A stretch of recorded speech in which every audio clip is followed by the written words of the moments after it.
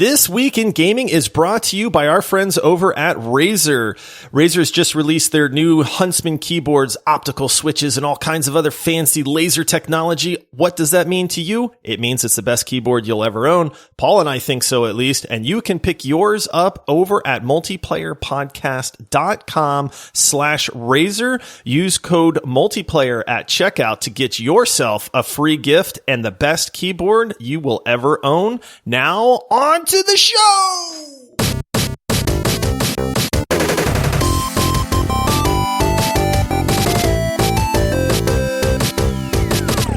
Hello, everybody. Welcome to the Multiplayer Gaming Podcast. It is a Thursday. We are so excited to break down This Week in Gaming with you all. We are a couple of dads that love to get together and just talk casually about games. We're not here for hard-hitting journalism. We just want to be here as your guys' friends, just to chat and talk about what's been going on in the world of gaming. If you have not already done so, please leave a review for our podcast. We do occasionally read those out loud on the show, and also rate the podcast 5 stars if your podcasting app allows. Also, if you'd like to help financially support the show, you can head over to multiplayersquad.com where you can pledge on Patreon, or you can subscribe inside Apple Podcasts. I am your host, Paul, and joining me, I think he's been up to his eyeballs in the new hit MMO of the summer, New World. It's Josh. More like old busted. Was that too much of a spoiler? No, I don't think so. I thought that one of the first things that we could talk about is the fact that New World released. Josh, you and I famously tried the game out, but before we jump into everything, how are you doing this week? I'm doing pretty good, man. Life's been busy, but good. You know, I've got no complaints. All the good fall TV shows started up. I don't watch much TV, but like this time of year is probably like the height of my TV watching. Right. You know, yeah. And so there's lots of good shows out right now. I just got done watching Squid Game, which I know you have not seen, but I see why it's getting so much hype out there. But it's been kind of nice, man. I've been able to just kind of veg out a little bit. Yeah, obviously I'm going to have to catch up on Squid Game. It's taken over the world by storm. I love movies and shows from South Korea, so I'm going to have to jump in and catch up here this week. On top of that, gaming-wise, you and I have been diving into the game Deathloop, which is going to be our next deep dive. That'll come out a week from Monday. And then talking about here this week in gaming, I did mention a second ago that New World released. Josh, it seems to be a rousing success. I was checking some numbers here on SteamCharts.com. They hit their peak just minutes before you and I recorded this episode. They're basically at 1 million concurrent subscribers. I don't think we can poke fun at Amazon Game Studios anymore, Josh. They've got a hit on their hands. Oh, we can poke fun, Paul. Come on. A million people can't be wrong? Isn't that the saying? It is. I'm happy. I'm happy for Amazon. The launch did not go without its issues. The server queues were hours upon hours long. It was a little bit of a mess. Now, famously, Amazon owns the servers for, I don't know, like 3/4 of the internet. You're right. If there was ever a company that could make sure they had enough servers to avoid issues, you think it would be Amazon. You would think. And yet they were just plagued by people not being able to play. The queue lines were hours. I saw so many videos where players were just AFK running into a wall so that the game wouldn't log them out. And then, other people couldn't get in. Mm-hmm. I mean, we've kind of grown to expect that with big releases. I think the real news story here is that we are not playing New World. No, you and I were not crazy about it, but it does show that MMOs don't have to die. Here we have a brand new one that people love. We're not just relying on WoW Classic or these long-running MMOs. Maybe there's still a place for them in today's gaming, so at least that's exciting, even if you and I didn't really love New World itself. Yeah, our biggest issue was, or at least my biggest issue with it, we played the beta a good bit. We both decided, you know what, I don't know that this is the game for us. I couldn't get past the questing. Like, honestly, I think we've talked about this before, but in an MMO where leveling is important and you should have fun leveling up, The quests in New World were the most awful quests I think I've ever experienced. I don't know how somebody thought it was a good idea to have these type of just boring, mundane quests. I was out after that. Like, there is a lot to like about the game, but that just killed it for me. What about you? What didn't you like about it, Paul? Yeah, you hit the nail on the head. Returning back to the same 3 or 4 farms over and over just didn't really do it. I just didn't get sucked in by the storyline. Didn't really care. I also just prefer MMOs that are a little bit more in the fantasy genre, I guess. I think it's just a lot more interesting, whereas this game was just, it was seemingly a little bit mundane. I got really exciting when I saw there was a really complicated cooking system, but ultimately it just wasn't really for me. If I was going to hop back into an MMO, it would be WoW Classic. I would just go back to that. But let's talk about maybe a different game. I don't know if you're excited about this or not, but Square Enix had a showcase. It was all almost fully in Japanese. I did not watch the entire thing, but I did hone in on a certain game that got announced that no one really knew anything about. It was debuted at the showcase. The best news is that it's coming out on October 14th, which is literally right around the corner. I was going to say, that's real soon. Yeah, this is the kind of announcement you and I love. But this is a dungeon exploration RPG game called Dungeon Encounters. Now, how would you describe this game? What do you want the people to know? It's just kind of weird looking. Like, the thing that stands out to me the most is the UI and the graphics in this game look so simple. Mm-hmm. Like, almost like I kept waiting for them to reveal something else about the game. Like, you know what I mean? Like, where's the rest of it? But it's like, no, this is the game. And what's really weird is your characters are moving around in what almost looks like a 2-dimensional maze. It's a crossword puzzle. Yes, it's a giant crossword puzzle. That's exactly it, Paul.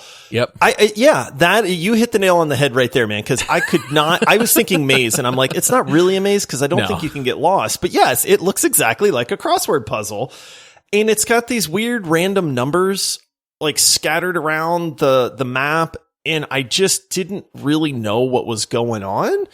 And yet I'm oddly excited at the same time because I feel like this game's probably going to be pretty fun. So here's the weird thing. It's a giant 2-dimensional crossword puzzle. Imagine a crossword puzzle, except there's like 50 words across and 50 down. And your guy is just running around this 2-dimensional crossword puzzle, uncovering the tiles as he crosses them. And it seems like you have to flip over all the tiles, but as you're doing this, you're finding new companions to add into your crew, you're running into battles, you're finding loot, and I think the weirdest thing to me wasn't so much the map, because the map itself seemed pretty simplistic, but it was the combat. When it goes into the combat, it's like those old school turn-based combat games like the old Final Fantasies, but there's no combat animation. It just leaves the player banners. Like, it shows the name of everyone in the fight. They just kind of do an attack, and then you'll see the mana and the HP meters changing as needed. But this is incredibly simplistic. There's really no animation at all.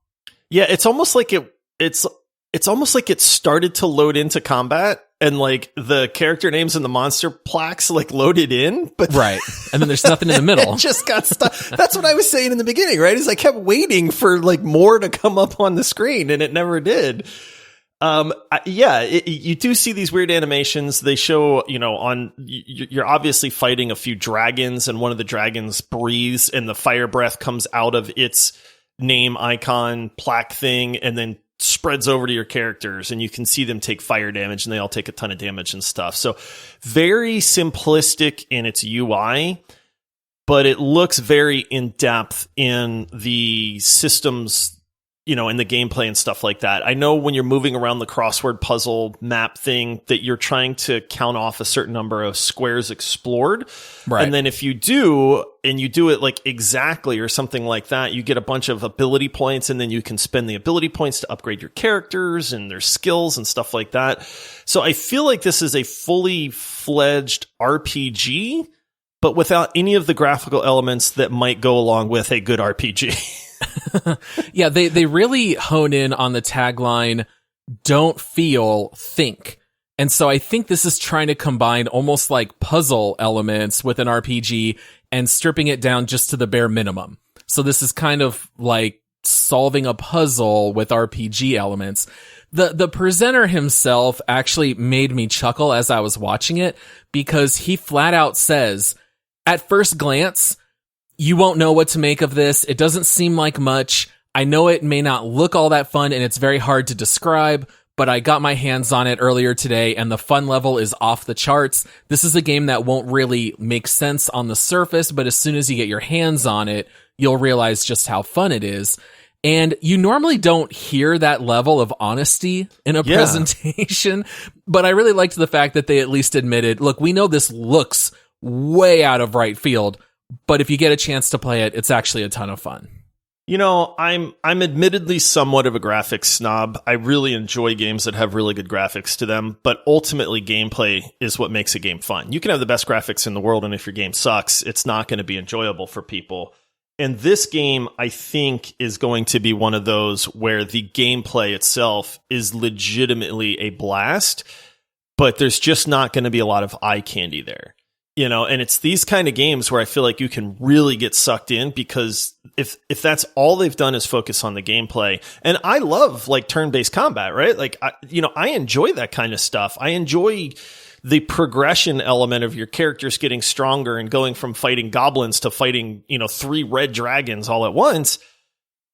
And that's why I'm super interested in this game, and the fact that it comes out in just a few days, I'm going to be looking for reviews, and I can tell you right now, if it gets good reviews and people seem to be enjoying it, I am going to wind up buying this game.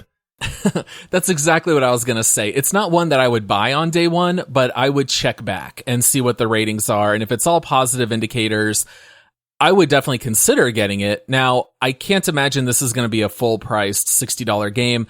I don't know if they've priced anything yet that the public knows about. Do you know if they released any pricing information? Not that I know of, no. I expect this game to be right in the $25 to maybe $30 range. Yeah, maybe, even if that. But, it's from Square Enix. Those guys love making RPGs. They generally do it pretty well, so I'm inclined to at least give it a chance, as long as it's not getting review bombed. Yeah.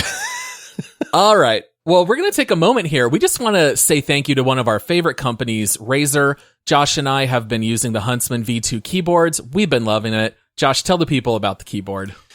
It's the best keyboard I've ever used, hands down. I have owned every popular gaming brand of keyboard in existence. This is the keyboard of the 21st century. Like, honestly, there's nothing that this keyboard doesn't have that I wish it had. I don't know, what more I can say at that point. Like, it's literally, it looks amazing. It works amazing. The technology with the optical switches, it works at the speed of light, they say. And all I want is keys that work good and don't break down and are responsive when I'm gaming. And this is exactly everything that I need. Yeah, it looks great, feels great. It's got a pretty amazing wrist rest that connects to it. It's even got media buttons, which I love to control volume and things of that nature. So if you want to use the same keyboard that Josh and I have, all you need to do is go to multiplayerpodcast.com/Razer, and you can put the Huntsman in your cart, enter the key code multiplayer, and you will get a free gift along with this amazing keyboard. Razer is the world's leading lifestyle brand for gamers. Go get yours today. All right, so Josh, the rest of the news here this week, I thought we would spend most of our time talking about Overwatch 2. This is a game you and I have been waiting for a very long time.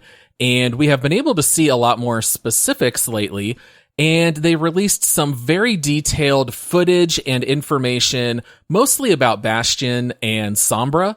They have been completely reworked.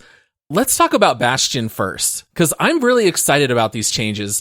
He will not be quite as stationary as he was before. Now, Paul, famously, we suck against enemy Bastions.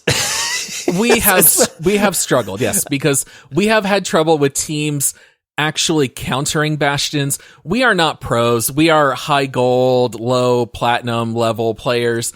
And sometimes you just get that Bastion who's behind an Orisa and a Rein, and our teams just literally do not know what to do. And you and I generally don't play DPS anyway, because we're good team players.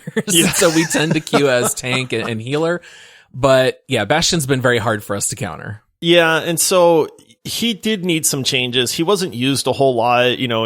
Everybody says, oh, well, it's easy to counter Bastion unless your team is not coordinated, and then Bastion's not so easy to counter. So I guess the developers felt like, hey, he's not really working the way that we wanted him to work. So they've made a lot of, this is a complete rework, but I like it. I think it's going to make him fit a lot more team compositions at this point. Some of the cool stuff that they've done is they have made it where when he's in his recon mode, that's where he's walking around, that he has 0 recoil with his gun, but it fires much slower now. So they equated it to almost like a slow-paced sniper rifle, which I thought was really interesting. And they showed him kind of pinging a character off from a distance and just doing a little bit of chip damage. So that was an interesting thing because, hey, against an enemy fair or something like that, much more effective at that point. And then they showed his turret mode. His turret mode is no longer the immobile Gatling gun thing. It is actually like an artillery.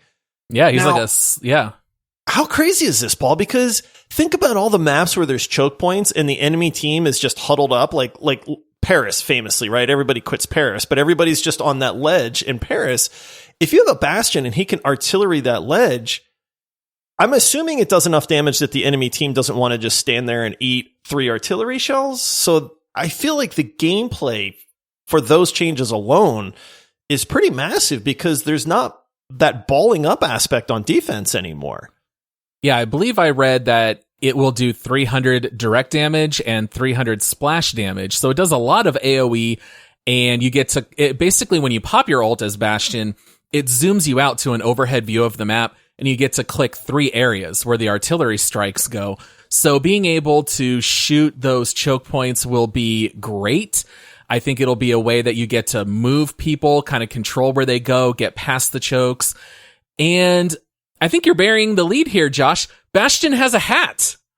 Oh, it's the very first thing they show in the video. They go, "We've added a hat to Bastion," which I don't know why. Who cares? They wanted to make Bastion more approachable, Paul. Because he's cold, he's metal, he's a robot. He's a robot. They really did make a big deal about giving Bastion this hat, and it's Torbjorn's hat too. So they were very proud of the fact that Torbjorn and Bastion are now friends.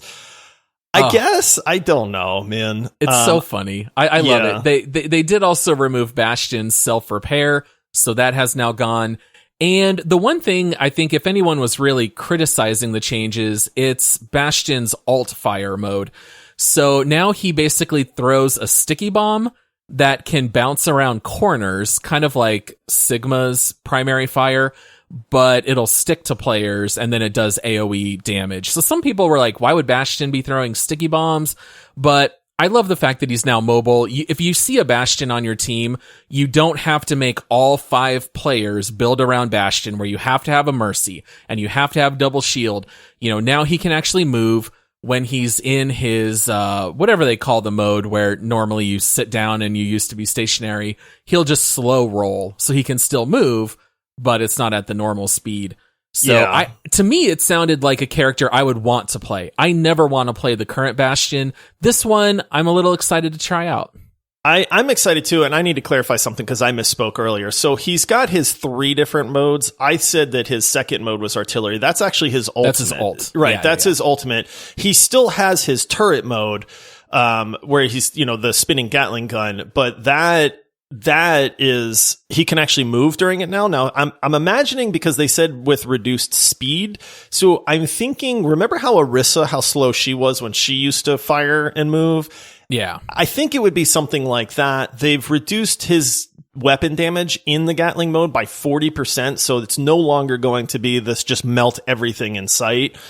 And then they also removed his ability to self-heal, so that's just gone. Right. which I think is smart, because if you made Bastion much more mobile and much more AoE oriented, which is what I feel like they've done with his grenade and the artillery and stuff like that, they've really made him more of a jack of all trades. You can't have that and then tons of healing on top of everything too. So I love what they're doing. I think it's going to make him viable in a lot of team compositions. And I think it's going to hopefully be, like, I don't feel cheesy picking Bastion. Like, wasn't that always the thing? Yeah. You know what I mean? Like, if you picked Bastion, you're like, I'm picking him, but I don't feel good about it. Yeah. Or when enemy teams would pick Torb and Bastion, and you would just immediately start, accusing them of just being cancerous. So then the changes that they're making to Sombra, they keep talking about her being reworked. I don't know if she's so much reworked as it's kind of just like a straight up buff in a lot of ways, but basically Sombra will now deal 50% more damage to hacked targets. So that's it's actually the number one thing that I think people are going to seriously overlook, to be honest with you. Like, they've made a lot of changes. We can go over those, but we'll come back to that one because that one's going to be huge. Yeah, she's going to do a lot more direct damage as opposed to before. She used to be more along the lines of support. Now she's going to do a lot more damage herself. She can also now hack while in stealth mode. It won't break stealth, but she will be briefly visible. And so that's kind of a game changer. And then I think the major change with her, though, is the fact that her hack is now being reduced on cooldown from 8 seconds all the way down to 3. So she is continually hacking, but instead of it locking opponents out of abilities for a full 5 seconds, which as a player who played a lot of Rhine, I absolutely hated facing Sombras, because when you got ability locked for 5 seconds, it feels like an eternity. Now it's a 1 second interrupt. So I guess now, instead of having these really long hacks, she's just going to be dealing them out for 1 second every 3 seconds. So it'll be a little bit more continual, but maybe not as earth-shattering as before. But her EMP will also now deal 40% damage to everyone that it hits. So the EMPs are definitely going to hurt a lot more than before. Yeah, it used to be that Sombra's ult was only good as a combo with somebody else's, and now I feel like it's actually just a good standalone ult. I have played a lot of Sombra. I think she's like my 4th or 5th most played character, because I really love the harassment style. And the interrupt style. Like, that's honestly, like, I have a blast with that stuff. Hacking somebody out of their ult, or, being able to do something that is coming is really fun. I enjoy that aspect. The 1 second lockout of abilities, I don't know that is enough, to be honest with you. Like, I get it. Honestly, she's going to be for shutting down ultimates. Like, I don't know that anybody is going to be able to ult anymore. Like, it's kind of already that way with Hog and Doom and Lucio and all these boops and knockbacks and everything else. But, like, 1 second for what? Like, what is that going to do? 1 second, that's it. It's over. Like, you've got your stuff back. Now, they've tried to talk that up, like, oh, well, now if they're hacked, they're revealed to all enemies, even like to your team, even behind walls and stuff. And it's like, that's not that handy. I just, you know what I mean? Like, I don't get it. It's weird that the angle they're going. I love the fact that they're really increasing her DPS, because that's where she's always lacked. Is if you have a Sombra, you have to kind of play around that, because she's not doing a ton of damage, right? And they fixed that, because now if she hacks somebody and she focuses that, she's going to do 50% more damage. She's going to melt people, honestly. But the ability to lock people out and interrupt tanks and that kind of stuff is what made her fun. And I don't know that she has that same fun factor now. Oh, see, I completely disagree. I think hacking someone every 3 seconds and then being able to melt them and use EMPs is going to be so much more fun. I think the key to her is going to be communication, which has always been the case, but you had a little bit more buffer room with Sombra, where if you hacked the enemy Rhine, everyone kind of had 5 seconds to realize and focus fire on Rhine. Now it's just going to have to be a little bit more coordinated, like, okay, I'm going to hack Rhine now, and then the other Rhine knows to do their earth shatter at that moment. So it's like you always have that hack available to help your other teammates' ults. I think it's just going to require a lot of open communication. I feel like with playing in pugs, Sombra will still be rough, but I think playing with friends, it'll actually be pretty fun. I'm excited because, like I said, I love playing Sombra. It's just that she's not super viable in that team aspect. And I do think that with some of these changes, I think she's going to be a little bit more of like an actual brawler now. Mm-hmm. And that little bit of like brawler mixed with the hit and run, because with the changes to her stealth where she can hack without coming out of stealth completely, they've made it where you can detect her a little bit easier since she doesn't become unstealthed. I think there's going to be a lot of different styles that she can fit into. And so I'm very curious to see like what's the premier one? Is she just like this DPS, like finish people off machine where she hacks Mercy and then just blows her up? You know, is she going to help melt tanks? I don't know, but I'm very interested to try it out, to be honest with you. And the fact that I think they had to go with the 1 second thing because you're losing one of the tank spots. Like that's the big thing with Overwatch 2 is it's 5-person teams and it's only one tank now.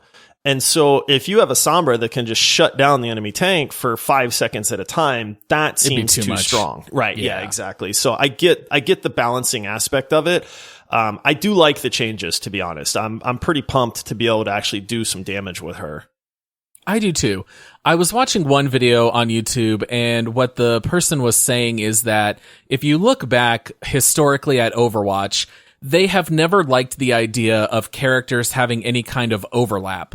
Every new character had to be completely unique to everyone who came before. You really did not have any, whatever the term is, redundancy between characters. And now the fact that they're making some of these changes, they were saying that they thought it was actually a good thing, although everyone is slowly being moved more toward shooting. So you still have your characters like Doom, which are very ability oriented, but now with these changes to Sombra, she's doing direct damage with her gun. Bastion is now mobile and does damage with his gun. We've got McCree and Ashe and Widow and Hanzo. And so everyone is kind of feeling a little bit more similar, but that's actually better from a balance perspective because you don't have these characters like, if you remember back in season 1, Lucio had by far the highest win rate because he could heal everyone within a 40-yard radius or something bananas like that. And you could solo heal as a Lucio. So I feel like now that everyone is kind of like becoming more similar, it'll be easier to balance out. For sure. And I mean, they've gotten, as you introduce new characters, you have to give them fun abilities. And part of the problem is, you know, most characters have an escape ability, you know, a damage ability. And unfortunately, they started giving more and more characters a CC ability, a knockback or a stun or something like that. It's just one of those things where there's too much crowd control now. There's too many stuns. There's too many interrupts. I love to play Reaper. You guys know that. And I can't ult as Reaper anymore. Like I know I'm going to get knocked out of that ult. So it's not even like the press Q to win thing anymore. It's just the press Q and hope you kill one person before you get interrupted. Like, you know, and that's a little bit of a shame because I think that certain characters should have crowd control abilities. They should be few and far between. And when they do, they shouldn't pump out a ton of damage either. Like your team should have to capitalize on that. But too many characters with that stuff now. And I feel like they're trying to get away from that. Like they've gone, hey, this isn't fun for people to play with or against. So let's temper that and pull that back a little bit, which is a very good move from a shooter standpoint. Yeah. So Overwatch 2, I know you and I will absolutely play it. That one's definitely in our must-play category. And then our last news story of the week, not a whole lot to say here, but you know, we have in the past talked about how God of War got delayed. We know it'll come out in 2022. I'm not talking about it anymore, Paul. Well, no, this is the good news, Josh. Here, I thought we caused it to be delayed. It turns out that the voice actor of Kratos, the poor guy, he had to have back surgery, both hips replaced, and knee surgery, which delayed his ability to record for the game. It's not us, Josh. We're not cursed. It's all Christopher Judge's fault. Yeah. You know, Christopher Judge, thank you, number one, for stepping up and taking the blame so that people will quit blaming us for these delays.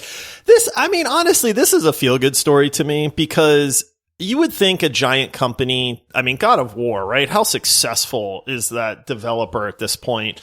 You know, and this is one of those where they could have just said, hey, sorry for your health issues. We have to continue on with this game. We're just going to keep rolling. And they didn't. and they said, hey, we want you to be a part of this. We want you to feel better. And so we'll delay the game to give you time to heal up so that you can actually do the voice acting for this. And I just loved hearing that story, man. Yeah, all around, this is just a great story. It's great for us. It's great for God of War. I guess if it's not great for anyone, it's Christopher Judge. I mean, I can't imagine having to go through all those surgeries in 1 month. But I hope he's doing a lot better now, and I'm sure the game will be great. So at least now we know that we're not cursed. But just to be on the safe side, we still will not discuss any release dates for God of War. It's coming out sometime. That's all we care about. Yes, it's coming out. I'm not taking off of work. All right. Well, that's all that we have here for you guys here today. Our next episode on Monday will be a bonus round episode. We really hope that you guys will join us again for that. And then next deep dive, as we mentioned before, will be Deathloop, if you want to get your hands on that in the meantime. And just as a reminder, head over to multiplayersquad.com to become a Patreon supporter, or you can subscribe in Apple Podcasts. The primary benefit of that is knowing that you help support your favorite podcast, but you'll also get access to 2 5 to 10 minute episodes every week that the public does not get. So you'll get additional content as well. And that's Paul, it. I have to say that you have a bonus episode coming up that should not be missed. It made me laugh out loud. I know what you're talking about. When I heard what I'm not going to spoil it for people, but when I heard what you did and then I listened to it, I legit was sitting there laughing. It is a behind the scenes blooper-ish sort of thing. I mean, you guys, it's worth the subscription to check this one out. You can at least subscribe 1 month and then cancel. Yeah. But yes, there's a behind the scenes thing that Josh and I continually talked about back and forth, and I might have put together some audio evidence, and it ended up being a good laugh, I think, for all of us. Oh, it was great. Yeah, don't miss that one. It's worth it. Yeah, so thank you everyone for listening. Thanks for the support. Thanks for all the reviews, all the love on social media. We're very appreciative, and we'll see you guys on Monday. See you, everybody.